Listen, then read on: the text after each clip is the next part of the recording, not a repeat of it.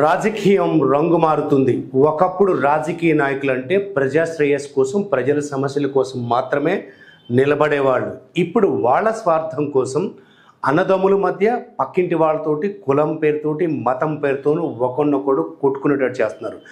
ఆంధ్రప్రదేశ్లో ఎప్పుడు ఊహించినంత స్థాయిలో ఈసారి ఓటింగ్ పర్సంటేజ్ పెరిగింది.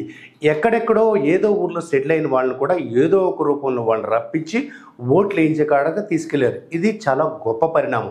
ఎందుకంటే మనకున్న హక్కుల్లో ఓటు హక్కు చాలా విలువైంది. అది వాడుకోవటం గొప్పది. బాబు, ఈ వాహిని డైలీ ద్వారా మీ అందరికీ నేను చెప్పదలుచుకున్న అంశం ఏంటంటే, నిన్న కొన్ని వీడియోలు చూస్తే చాలా భయం అనిపించింది.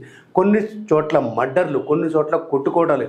ఈ నాయకులు ఏ నాయకుడి కోసం అయితే నువ్వు కర్ర పట్టుకొని, కత్తి పట్టుకొని వీధిలోకి వచ్చి కొట్టుకుంటున్నావో ఖచ్చితంగా అది నీ జీవితాన్ని దెబ్బ కొడుతుంది. ఒక్కసారి కేసులు పడిన తర్వాత, ఇప్పుడు రేపు ఏ గవర్నమెంట్ వచ్చినా ఒకసారి ఎఫ్ఐఆర్ అయింది అంటే లైఫ్ లాంగ్ పోలీసుల దృష్టి మీ మీద ఉంటుంది. అలాగే మీరు చదువుకున్న వాళ్ళైతే మీరు ఉద్యోగాలకు వెళ్ళేటప్పుడు లేదా అబ్రాడ్ వెళ్ళాల్సి వచ్చినప్పుడు ఇది ఎక్కడో ఒక చోట మీ కెరియర్ని దెబ్బ కొడుతూనే ఉంటుంది.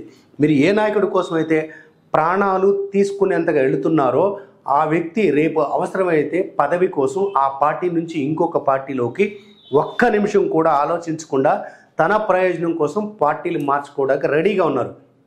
ఇంకొక విషయం చెప్తా, మీరు మీ పక్కింటి వాడిని ఎక్కువ శాతం జరిగేది మీ ఊర్లో ఉంటే జరుగుతుంది. నీకు ఈ ఒంట్లో బాగాలేకపోతానో, నీకు రోడ్డు మీద యాక్సిడెంట్ అవుతానో, నీకు రక్తం అవసరం అయితే నువ్వు అభిమానించే నాయకుడు రాడు. వాడు వచ్చిన వాడి రక్తం నీకు పనికి రాకపోవచ్చు. వాడికి 100 అలవాట్లు ఉంటాయి. తాగుపోతాను, తిరిగిపోతాను ఉంటాయి. నీ ఇంట్లో వాడు, నీ ఊరి వాడు, నీకు తెలిసిన వాడు నీకు సహాయం చేయగలుగుతాడు. మీకు పార్టీ అభిమానం ఉండడం తప్పు కాదు. పార్టీ అభిమానంతో మరొకరిని కొట్టేంతగా, హింసించేంతగా అభిమానం ఉంటుందంటే అది అభిమానం కాదు, దురాభిమానం. మనం ఏ రోజుల్లో ఉన్నామండి? అడవులో ఉన్నామా? బార్బేరియన్ అంటారు. అనాగరికులమా? నాగరికులు, చదువుకున్న వాళ్ళు కొట్టుకోవటం ఏంటి అసలు? ఏ సందర్భం కొట్టుకోవడం దేనికి పరిష్కారం అవుతుంది? దయచేసి మీ అందరికీ చేతులు వచ్చి జోడించి నమస్కరించుకుంటున్నా. ఎలక్షన్ అయిపోయింది, రిజల్ట్ వచ్చేందుకు ఉండండి. మీ నాయకుడు గెలిచినా ఓడినా అతనితో మీరు పనులు చేయించుకునే తెలివితేటలుంటే తిరగండి. అంతేగాని మీ జీవితాలని, మీ కెరీర్ని పణంగా పెట్టి వాళ్ళకి అధికారం అనే ఆ కుర్చీ ఎక్కడం కోసం మీరు భుజాలు పెట్టి మెట్లు కాయకండి. ఈ భుజాలు కాసే క్రమంలో భూమిలోకి దిగిపోకండి.